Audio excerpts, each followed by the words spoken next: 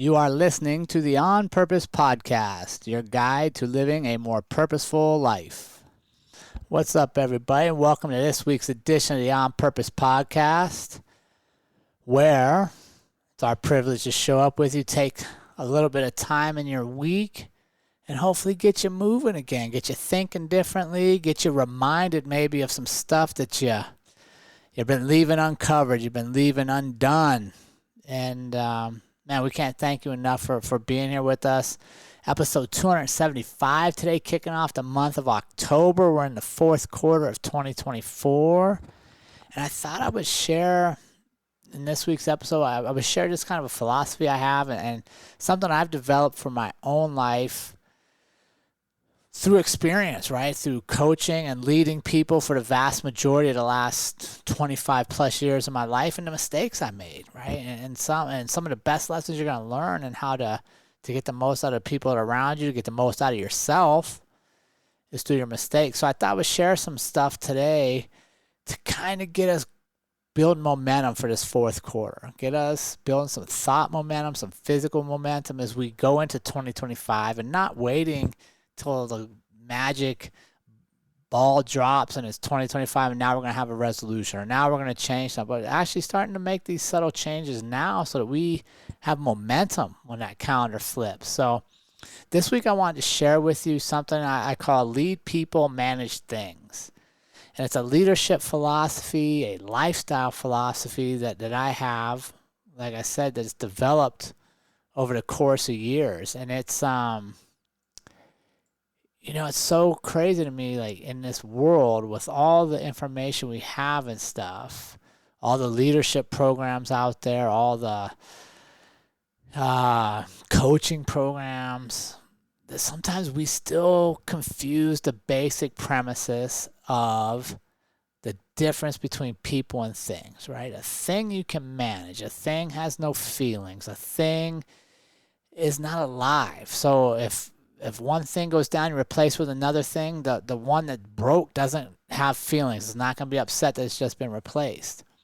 But people do, right? People do. And when we treat our people like things, when we confuse people for things, they don't feel valued. They don't feel important. They're going to it's easy to slide into a place where we question if our work even matters. The place, especially let's talk about work, right? The place where we spend so much of our adult lives, if we feel like we're just another thing in the system,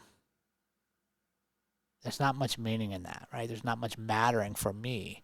I don't feel important. I don't feel valued. I don't feel like I'm making a contribution to the greater good, which is ultimately the goal of most humans, right? Like, one of our needs is to know that we're contributing to something bigger than ourselves. So I wanted to talk a little bit about this week is, how do we remind ourselves, how do we stay focused to lead our people and not treat them like things, right? So about a year ago, we had a great opportunity, super fun, something to do differently. And that was, as a family, to spend our Christmas running a Christmas tree lot in the Bay Area of California.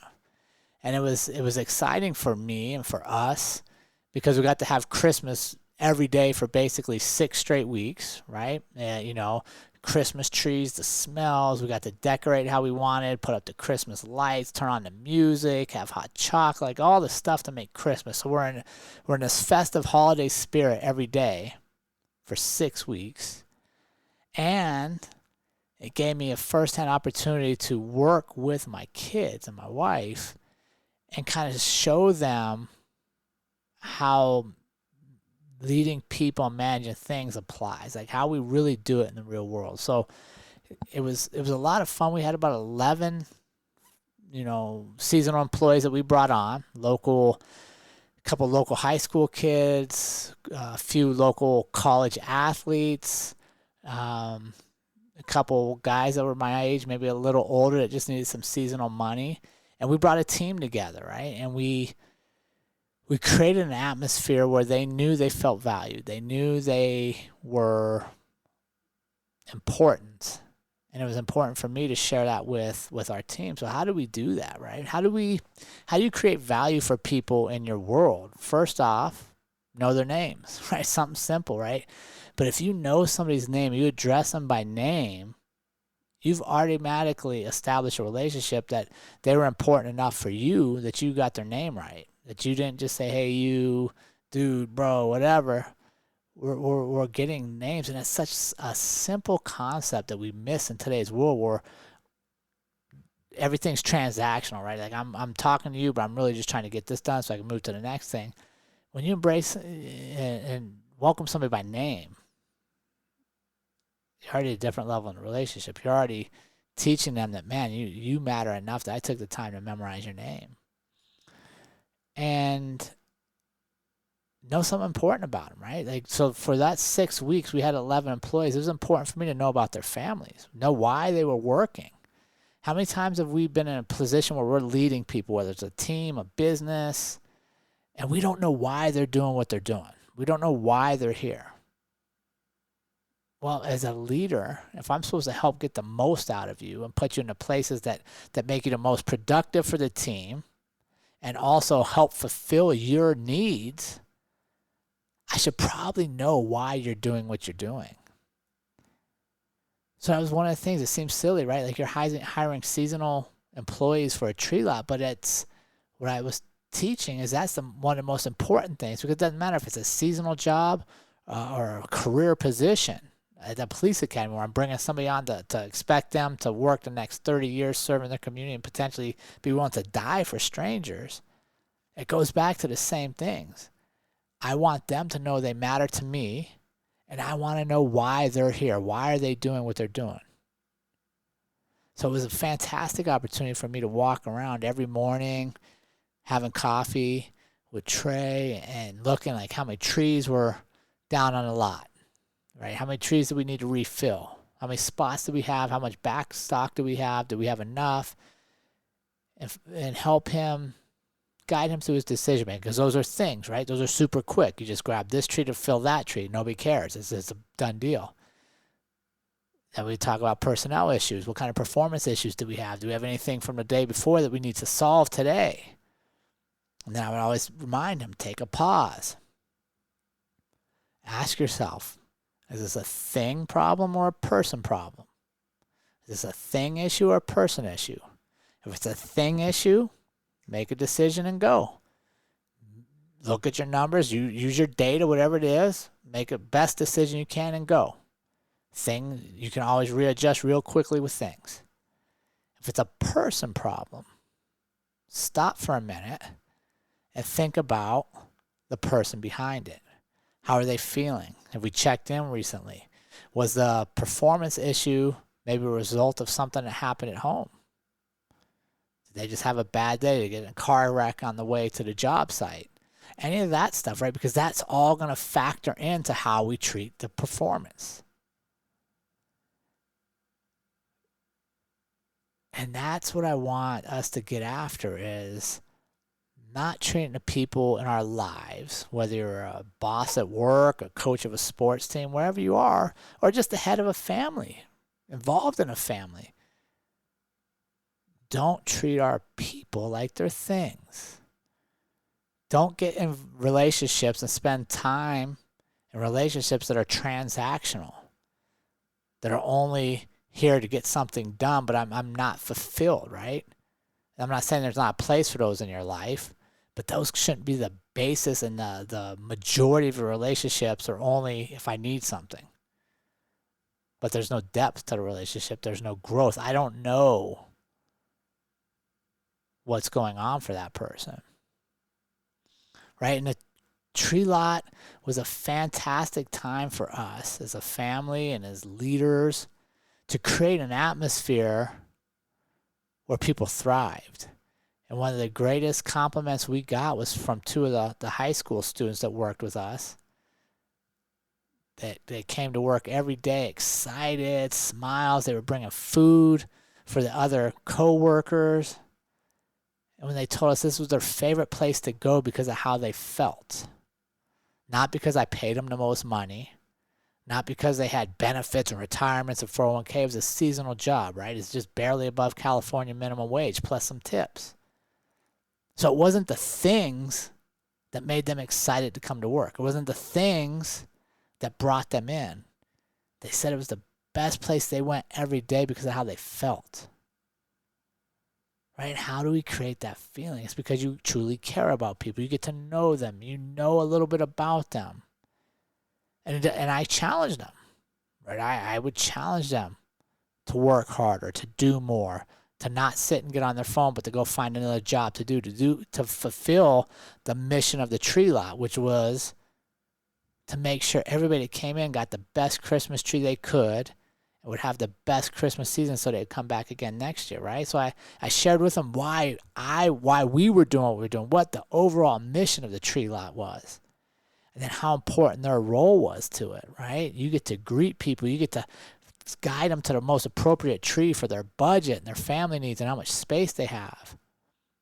You get to be the person that plays with and entertains the little kids that are coming in here just so excited to see Santa and the candy canes and all the lights and the music, right? Because it might have seemed like it was just a random tree lot in a rougher area of the Bay Area in a dirt lot that after 6 weeks they would take everything down and it would go back to being a dirt lot, but it was so much more than that.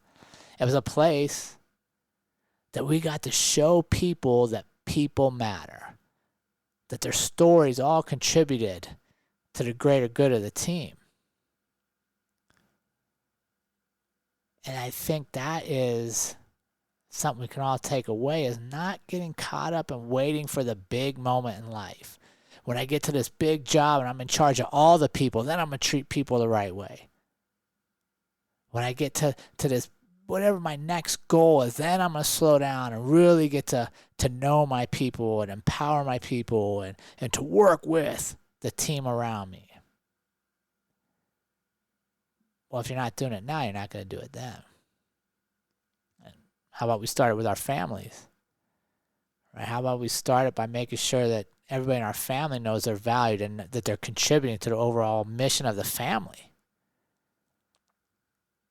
And that they're all individual and their unique talents contribute to the overall goals and what we're going to be able to achieve. And that they're all equally important. You see, sometimes we look past the very people that need us the most. And it's only when we get down the road and we look back and we go, dang it, I missed an opportunity here. Missed an opportunity to share some of what we knew with the kids as they're growing up. Or with that brand new employee that just started the job. Right? To a lot of people, they say, oh, that running a tree lot, that's okay. But to me, it was one of the most important things we did because we got to show our kids what it means to lead people. And we got to show the people that we were blessed to work alongside of what it means and how good it feels to be part of something that's bigger than you. And not bigger than you in that we're saving the world, we're fighting terrorists around the that we were stopping global terrorism or anything huge like that, but we were literally selling Christmas trees. But we put people first. We led our people and didn't treat them like things. So go into this week, kick off this month, this final quarter of 2024, and challenge yourself. Am I treating the people around me like things, like they're transactional, like they're replaceable? Or am I leading them? Am I leading myself to care about the people, to know something about the people, to understand why they're doing what they're doing in life? And I think what you'll find there is if you lead your people, whether it's your family, a business, a team, just your circle of 5, the people you spend your most time with, you're going to find you have much more meaningful relationships, a much better connection, and quite honestly, they're going to be more productive around you because you've established that. Give that some thought this week. Let me know what you think. And I'm going to ask if you've gotten anything from this episode or any of our other 274 episodes. Please help us out by liking, subscribing, giving us a rating, sharing, so that in a world full of algorithms and metrics, we can be more easily found by people that want to join a community of purposeful living just like ours. Have an awesome week, everybody. And remember, team, life is far too short to live any other way than on purpose. We will see you all again next week.